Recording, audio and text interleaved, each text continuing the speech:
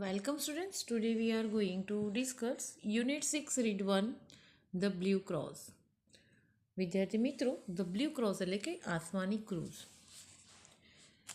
Unit 6 એ the blue cross એક story જે છે એમાં એક વેલેન્ટાઇન નામનો પેરિસનો એક પ્રખ્યાત જાસૂસ ફ્રાન્સના એક ચોર ફેલેમ્બસનું શોધતો એ પોતે લંડન આવી પહોંચે છે. હવે આ જે સ્ટોરી છે એક જાસૂસ જે છે એક ચોરનું શોધતો અને બધા એક ક્રૂઝની શોધમાં ફરતા હોય છે એનો આખો સારાંશ આપણે આજે આ વિડીયોમાં જોવાનો છે.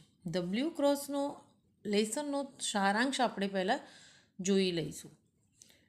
તો અહીંયા એક વેલેન્ટાઇન નામનો એક જાસૂસ જે છે એ ફેલેમ્બસ નામના ચોરનું શોધતો પોતે લંડન આવી પહોંચે છે અને ત્યાં એક રેસ્ટોરન્ટમાં બેસે છે અને એને જોયું કંઈ કે જાસૂસ છે એટલે પોતે ઝીણી વસ્તુનું ઓબ્ઝર્વેશન કરશે. તો એ જ્યારે હોટલમાં બેઠો છે ટેબલ પર તેને જોયું કે ખાંડના બાઉલમાં મીઠું છે.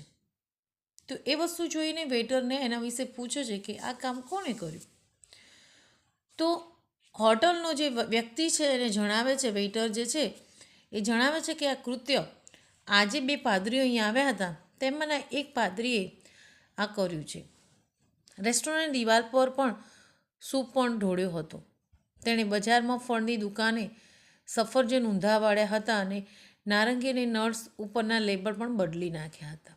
આ બધું જ ઓબ્ઝર્વેશન કરતો એ જાસૂસ આગળ વધતો જાય છે અને એથી વિશેષ રેસ્ટોરન્ટના બિલની રકમ લગભગ 3 ગણી કરી દીધી હતી અને જાણી જોઈને એક બારી પણ તોડી નાખી હતી. છેવટે વેલેન્ટાઇન હેમ્પસ્ટેડ હીથ પહોંચ્યો. જાણે 2 પાદરી એક ઊંચો અને એક ઠીંગડોને વાત કરતા સાંભળ્યા. એટલે કે વિદ્યાર્થી મિત્રો આ જે લેસન જે છે એ વેલેન્ટાઇન આ બધી વસ્તુનું ઝીણું ઓબ્ઝર્વેશન કરતો એને લાગે છે કે આ કોઈ પાદરી કરી શકે નહીં, પણ આ કોઈ ખરાબ વિચારોવાળો માણસ જ આ વસ્તુ કરી શકે છે. તો એ જોતો એમ આગળ વધતો જાય છે અને એ પોતે એક હેમ્પસ્ટેડ હીથ પહોંચે છે અને ત્યાં એ 2 પાદરીઓને જુએ છે. તો ઊંચો પાદરી એ ઠીંગડાને નીલમનો ક્રૂસ નહીં આપે તો તે એમને મારી નાખશે એવી ધમકી આપી ઠીંગડા પાદરીને છેતરવા ફેલેમ્બોએ કહ્યું કે તારી પાસે નકલી ક્રૂસ છે. આ 2 પાદરીઓની વાત એ જાસૂસ સાંભળતો હોય છે. અસલી તો મારા ખિસ્સામાં છે. ઠીંગડા પાદરી પર આ બાબતની કોઈ અસર થઈ નહીં.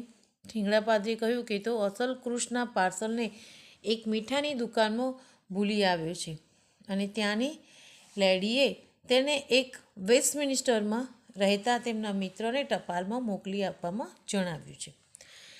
ફેલેમ્બો એટલે કે ચોર કહ્યું કે તું મને મૂર્ખ બનાવે છે. એ પાદરીને કહે છે કે તું મને મૂર્ખ બનાવે છે.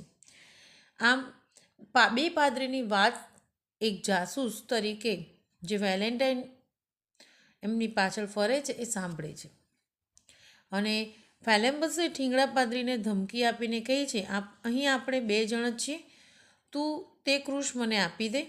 ત્યાં ઠીંગડો પાદરી કે જે ફાધર બ્રાઉન છે, જે ઓરિજિનલ પાદરી છે, એ જણાવે છે કે ત્યાં ઝાડ પાછળ 2 કદાવર પોલીસવાળા અને જાણીતા જાસૂસ છુપાયેલા છે.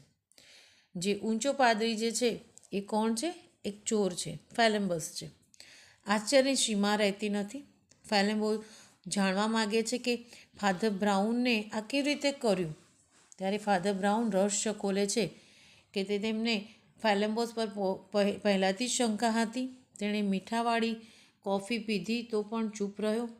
વધારે પડતું બિલ ચૂકવવામાં પણ તેણે કંઈ વિરોધ નોંધાવ્યો નહીં અને આમ ફેલેમ્બો ફસાઈ ગયો હતો અને ફાધર બ્રાઉને જ સફરજન ઊંધા વાળ્યા, નારંગી અને નટ્સના લેબલ બદલી નાખ્યા અને બારી તોડી હતી. આ બધું કરીને પણ તેણે ક્રૂસ બચાવી લીધો હતો. આ બધું તેણે એક મૂર્ખ પાદરી બનીને કર્યું હતું. કોણે? ફાધર બ્રાઉને. જે વ્યક્તિ અન્યોના સાચા પાપ સાંભળી શકે એ માણસના અપકૃત્યો વિશે તો જાણી શકે ને, અંતે ફેલેમ્બો વેલેન્ટની સિદ્ધિ માટે જ્યારે તેને પગે લાગ્યો ત્યારે વેલેન્ટિન જે છે તેને જણાવ્યું કે મને નહીં, પણ આપણે બંને આપણા માલિકને પગે પડીએ. એટલે કે વિદ્યાર્થી મિત્રો, અહીંયા ફેલેમ્બસ એક ચોર લૂંટાળો હતો. એ પોતે એક પાદરી સજ્જન માણસની ભૂમિકા ઉપર જઈને એ પોતે ખરાબ કૃત્ય કરી રહ્યો હતો. અને એટલા જ માટે તમે લેશનનો અંત જોતા હશો કે પોતે એ જાસૂસના હાથે પકડાઈ જાય છે. તો આ લેશન પણ આપણને એક સરસ હિન્ટ્સ, એક સરસ જ્ઞાનબોધ આપે છે કે ભલે આપણે કોઈ કપડાં પહેરીને એક સજ્જન માણસ બનીને અને બધાની નજરમાં એક સારા બનવાનો પ્રયત્ન કરીએ, પરંતુ જો આપણા વિચારો ને આપણા કર્મ ખરાબ હશે ને તો સજ્જનના કપડાં પહેર્યા હોવા છતાં પણ આપણે ચોર જ લાગીશું. અને અંતે ચોરને જે સજા મળે છે એ આરામથી કોઈ પણ રીતે આપણને સજામાંથી છટકી શકતા નથી. તો આપણે હંમેશા એક ઠીંગણા પાદરી તરીકે ફાધર બ્રાઉન જેવા વિચારો રાખવા જોઈએ અને ફેલેમ્બસ જેવા વિચારો ક્યારે પણ રાખવા ના જોઈએ. કારણ કે ચોર અને લોકોને ઉલ્લુ બનાવનાર માણસો ઇઝીલી આનંદથી રહી શકે છે, બટ એ લોંગ લાસ્ટિંગ નથી હોતું. એ આનંદ, મજા, જલસા એ થોડી ક્ષણો માટેની જ હોય છે.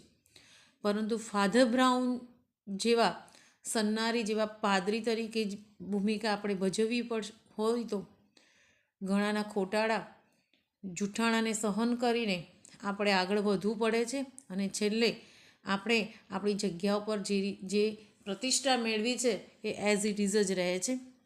ફેલેમ્બસની જેમ ક્યારેય પણ કોઈના પગે લાગવું પડતું નથી. તો વિદ્યાર્થી મિત્રો, લેસનને આપણે નેક્સ્ટ વિડીયોમાં જોઈશું ડિટેલમાં. Okay, thank you.